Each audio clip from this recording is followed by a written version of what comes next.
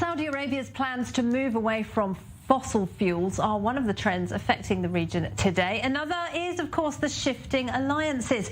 Yesterday, we reported on Israeli Prime Minister Naftali Bennett's landmark trip to Saudi Arabia's staunch ally, Bahrain. Well, for more on the regional powerhouse that is Saudi Arabia, I'm pleased to welcome Saudi journalist Abdul Aziz Alkhamis, who joins us tonight from Dubai. Good evening to you. Thank you very much indeed for talking to us. So if I could start with a question on Saudi Arabia's plans to develop nuclear power, something we have just been talking about. Can you see why some might be nervous about that, given the history with Iran's nuclear program? And also, why does a country with such vast energy resources need nuclear power? I think it's important for Saudi Arabia to have an alternative of oil for the future, because oil will not stale forever. And the other thing, they not invest in only nuclear energy, but they invest in solar and hydrogen and other sources.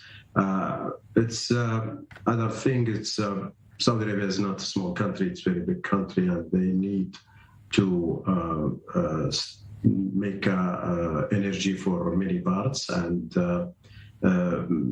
invest in clean energy and trying to develop a new technology for safe and peaceful energy. Yesterday, Israel's Prime Minister was in Bahrain, one of your country's closest allies. Now, Saudi Arabia and Israel share the same interests and face the same dangers.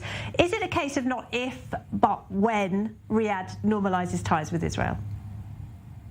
Of course, Saudi Arabia and Israel may share interests in some issues, but they may compete in other matters. The Saudi commitment to Jerusalem may hinder any progress in relations.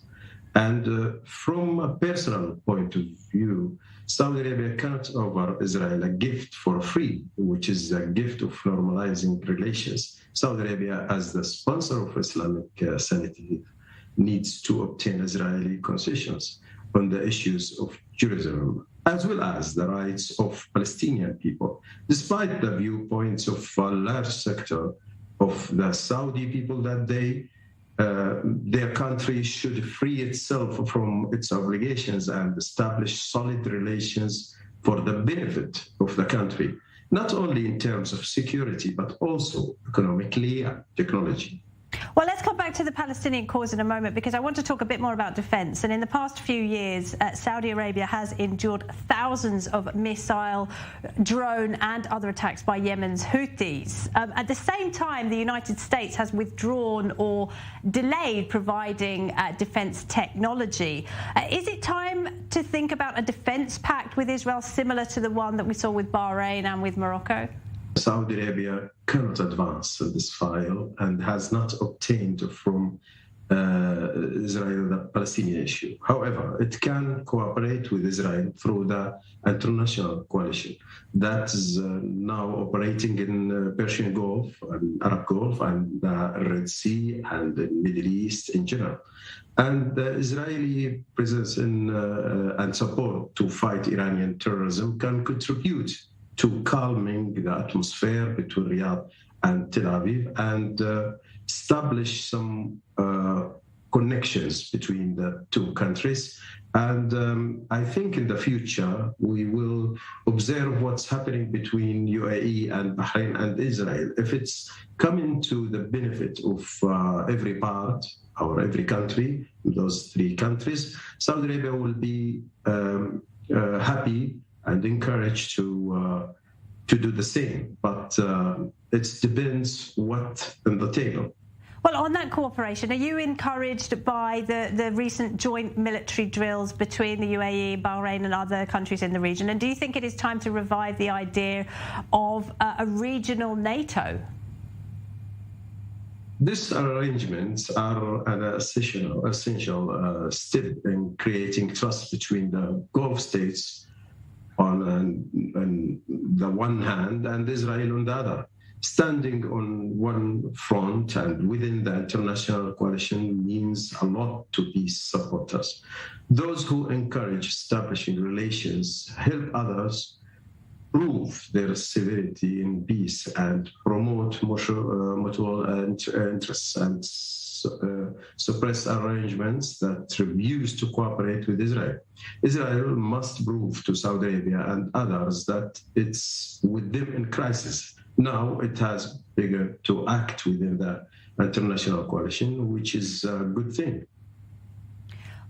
So going back to the question of the Palestinian cause then, because Saudi Arabia has always been a loyal supporter of the Palestinian cause and indeed was a patron of Hamas for many years.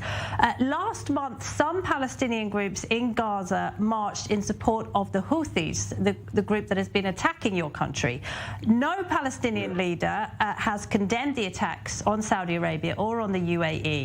What did the Saudi people make of this support by some Palestinians for their enemies?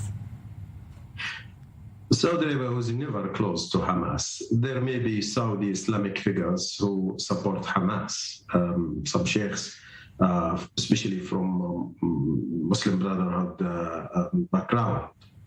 But now the matter is different, and there is a proper stance against Hamas. And Hamas made it easier for the Saudis, especially young Saudis, with its pro-Iranian positions.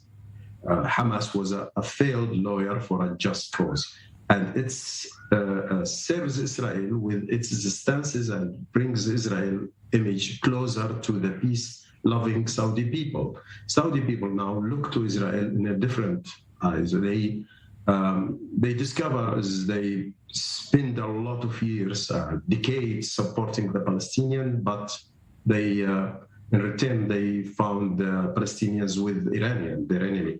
And young generation, they understand the picture different, and they know exactly what's their country interests, and they looking of cooperate with Israel for a peaceful, but we have a lot of files should be closed. They don't want to do it simple. They wanted to change the region to a peaceful region and to try to have a solution for the Palestinian case. Do you see any similarities between Hamas firing rockets at Israeli civilians and Yemen's Houthis firing missiles at Saudi civilians?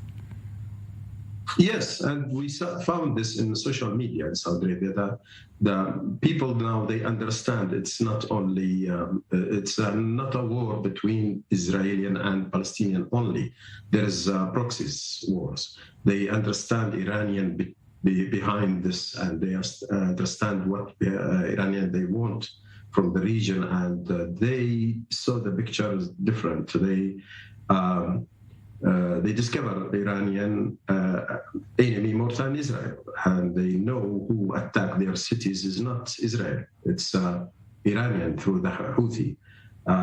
That's why, as I said before, it's make Israel more friendly to the Saudis and help the Israelis to normalize the relation in the future.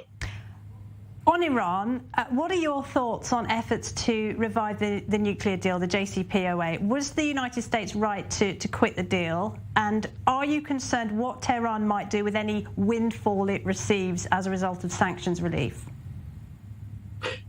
Washington's steps don't count what Iran is doing in the region in terms of hostile actions, but rather focus on the nuclear program. That is the future danger, ignoring the current danger of threatening the internal security of Arab countries and their distribution of ballistic missiles to extremist gangs like the Houthis and Hezbollah and Hamas and other in the region. And this is what bothers the Gulf countries. Washington's policy in the region is what they call it pathetic, and makes it easier for Iran to expand and spread devastation and instability in the region, taking advantage of the hesitant American positions.